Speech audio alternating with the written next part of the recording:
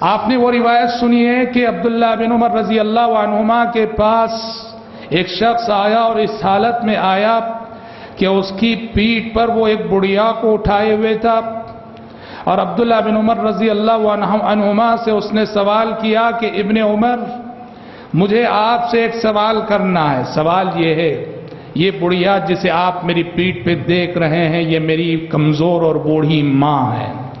کہا کہ ابن عمر، میں نے اپنی ماں کو اسی طرح سے پیٹھ پہ لادے ہوئے اٹھائے ہوئے مناسک حج و عمرہ ادا کیے ہیں۔ میں نے اپنی اس بوڑھی ماں کو اپنی پیٹھ پہ لادے ہوئے بیت اللہ کا طواف کیا ہے۔ میں نے اپنی اس بوڑھی ماں کو پیٹھ پر لادے ہوئے صفا مروہ کی سعی کی ہے۔ میں نے اپنی اس بوڑھی ماں کو پیٹھ پر لادے ہوئے مناسک عمرہ مناسک حج ادا کیے ہیں۔ اے صحابی رسول، مجھے آپ سے پوچھنا یہ ہے کہ بیٹا ہونے کی حیثیت سے، اولاد ہونے کی حیثیت سے ماں کا جو حق مجھ پر عائد ہوتا ہے، کیا آج میں اس حق سے سبکدوش ہو چکا ہوں؟